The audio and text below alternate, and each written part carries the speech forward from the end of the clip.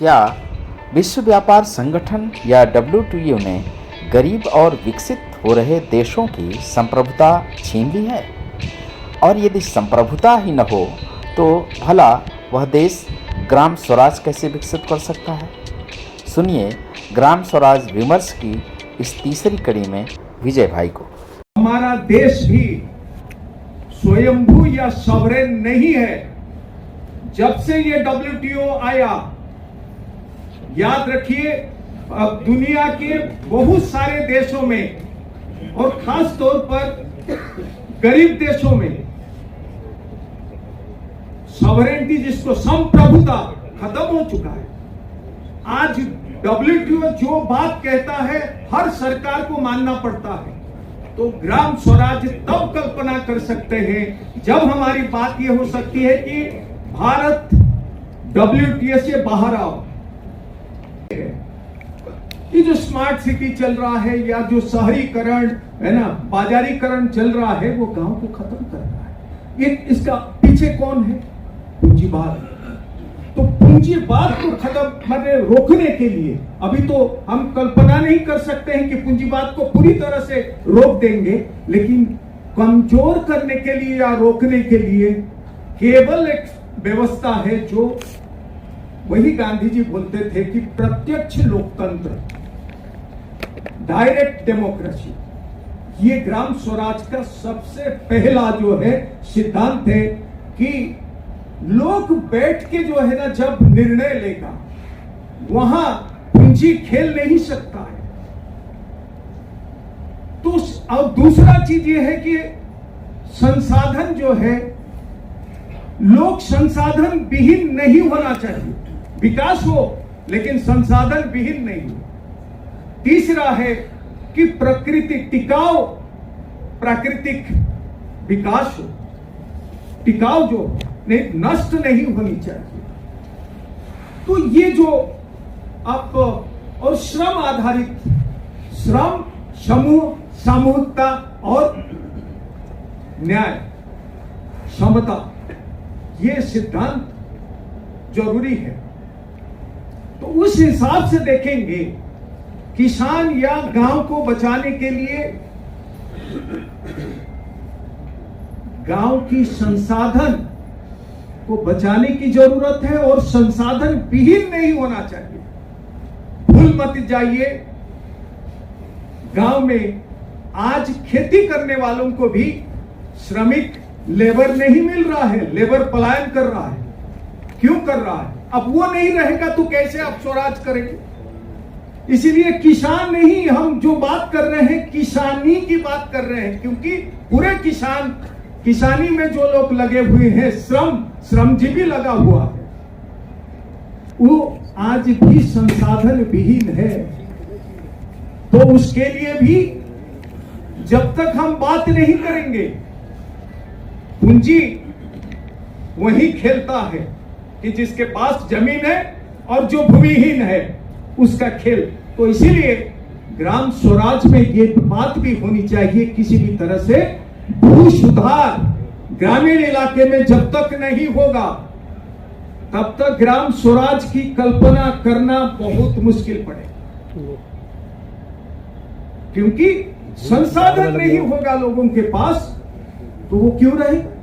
और आप देख लीजिए, ये तो स्टैटिस्टिक्स है सरकार की कि आज के तारीख में 40% जो भूमि लोग बेचना चाहते हैं, आराम से बेचना चाहते हैं। सिर्फ दुखी इसीलिए है कि उनको कम पैसा मिल रहा है। तो जमीन जब नहीं रहेगा तो कहां, आप गांव नहीं रहेगा और किसानी नहीं रहेगी तो कैसे स्वराज होगा?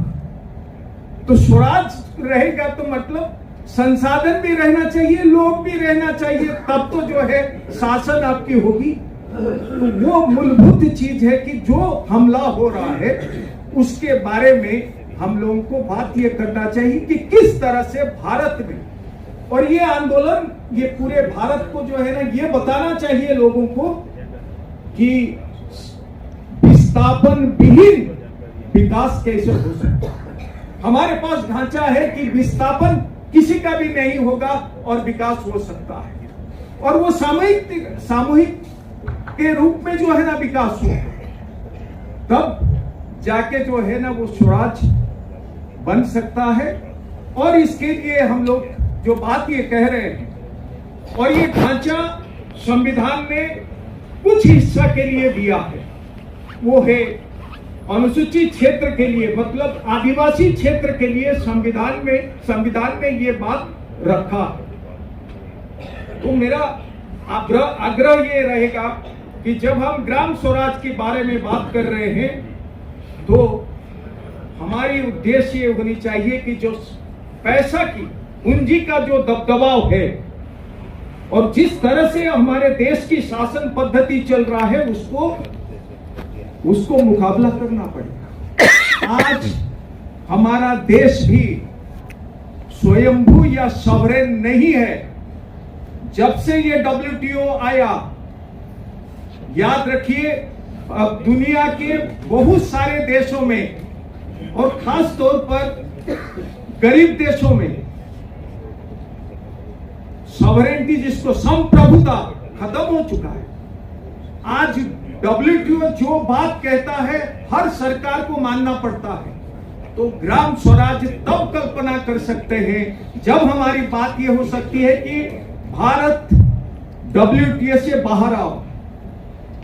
दूसरा, जब तक आप एग्रीकल्चर, ये जो एग्रीमेंट है ना एग्रीकल्चर जो WTO का ये है, उसको आप मुकाबला नहीं करेंगे और वहां से नहीं आएंगे, कैसे बचेगा?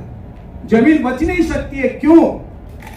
देखिए, आज की तारीख में पूंजी जिस तरह से कर रहा है, खेल कर रहा है, पूंजी जो है 4 चीज से जो है अपना जीवन दान ले रहा है।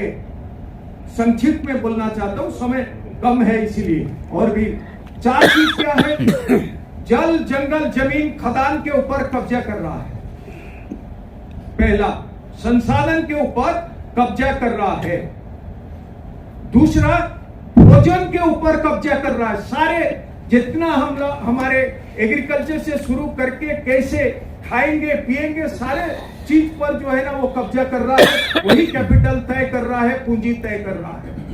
तीसरा, शिक्षा के ऊपर कब्जा किया है और स्वास्थ्य के ऊपर कब्जा कर रहा है, क्योंकि ये 4 चीज को छोड़ दीजिए, पूंजी जी नहीं सकता है पूरे दुनिया में। वो जमाना गया वो जिस समय में बढ़ रहे थे। आज की तारीख में अर्थ पूंजी, जो पूंजीवाद की सबसे बड़ा स्तर में है, वो 4 चीज से जो है ना जी रहा है। इसीलिए आप देख लीजिए, एक ये पूंजीपति जो है वो बड़े बड़े जमींदार बन गए। बिल गेट्स को देखिए, कम से कम कैलिफोर्निया का जो प्रदेश है, उस प्रदेश की जितना जमीन है वो बिल गेट्स के पास है। हमारे देश में भी जो है ना 1% लोगों के पास करीब 59% धन जो है ना ट्रांसफर। इतना गैर बराबरी ये दुनिया देखा नहीं था। जब गैर बराबरी रहेगी, जब आप इतना हमला करेंगे, और ये सारे चीज जो है ना WTO और सरकार के जरिए से हो रहा है, इसको पहला डिमांड, जब ग्राम स्वराज की बात कर रहे हैं, गांव बचेगा, तब ये जो पूरी व्यवस्था है इसको आप रोक सकते हैं। दूसरा चीज हम लोग बात ये करना चाहिए कि विस्थापन विहीन विकास, विस्थापन नहीं हो सकता है।